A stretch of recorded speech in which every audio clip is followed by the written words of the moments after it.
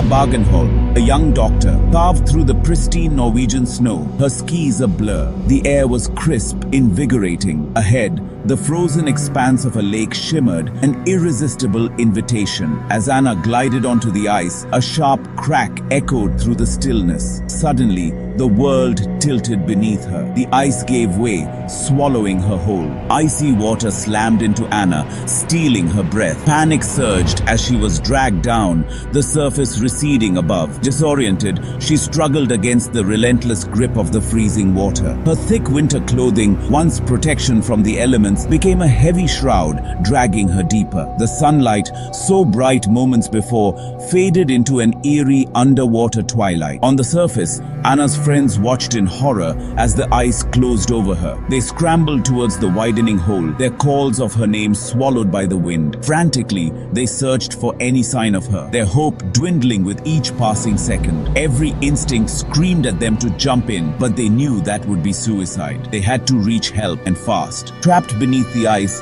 Anna found an air pocket, a tiny haven in the freezing darkness. Her lungs burned, desperate for air. She knew her time was running out. Hypothermia was setting in, its icy claws slowing her thoughts, numbing her body. Yet, a spark of hope flickered within her. She clung to the memory of her friends, to the thought of rescue. She would not give in. She would fight. An eternity seemed to pass before the ice above finally shattered, giving way to the rescuers. Anna's limp body, clad in ice, was pulled from the water. She was lifeless, her skin an eerie shade of blue, her eyes vacant. To those who pulled her out, she seemed beyond saving, lost to the unforgiving cold. But the fight was far from over. Beyond the brink, Anna was rushed to the hospital, her body a battlefield where life and death waged war. Her heart had stopped beating for almost 2 hours, starved of oxygen. Her core temperature had plummeted to a chilling 13.7 degrees Celsius, far below the normal 37 degrees. Most would have given up hope, but the medical team refused to accept defeat. They knew that in the face of such extreme hypothermia, miracles could happen. The emergency room was a flurry of activity, with doctors and nurses moving with precision and urgency. The paramedics had done their best to stabilize Anna during the frantic ride to the hospital,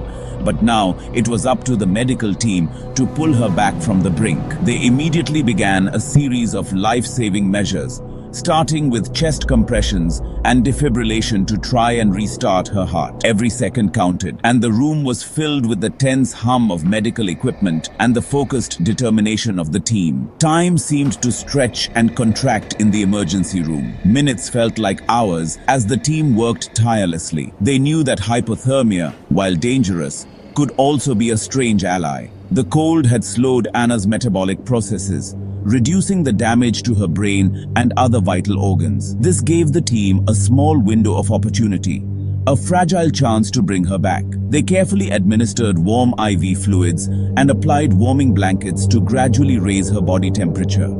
It was a delicate balance, too fast, and they could cause more harm than good. The team monitored her vital signs closely, adjusting their approach with each small change. The room was filled with a quiet intensity, each member of the team fully aware of the stakes. As the minutes ticked by, Anna's body began to respond. Her heart, which had been silent for so long, gave a weak but unmistakable beat. The team held their breath, watching the monitors for any sign of improvement. Slowly, her heart rate began to stabilize, and her core temperature started to rise. The impossible had become possible. Anna was coming back from the dead, one heartbeat at a time. Anna's journey back to life was long and arduous.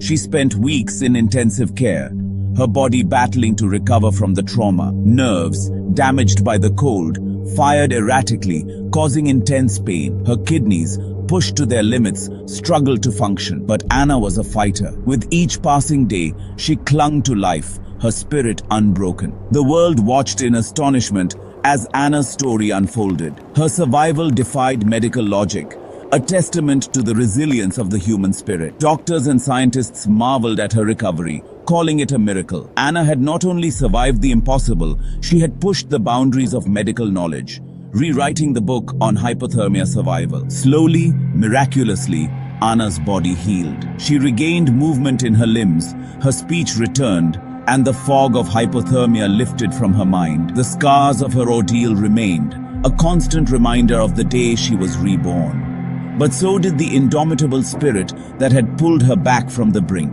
Anna Bågenholm's story is a testament to the power of hope, a reminder that the human spirit is capable of overcoming even the most daunting challenges. The medical team worked tirelessly, employing groundbreaking techniques and unyielding perseverance. They warmed her body gradually, restarted her heart, and monitored her every vital sign with meticulous care. Their efforts were not just a display of medical expertise, but a profound act of human compassion and determination. Anna's recovery was nothing short of miraculous. She defied every expectation, not only surviving but regaining her health and returning to a life filled with joy and purpose. Her story is a beacon of hope, illustrating that with courage, resilience, and the support of others, we can overcome even the most harrowing of circumstances. In the end, Anna Bågenholm's tale is more than just a story of survival. It is a powerful reminder of the incredible potential within each of us to face adversity head-on and emerge stronger. It teaches us that miracles are not just rare occurrences, but can be found in the everyday acts of bravery and kindness that define the human experience.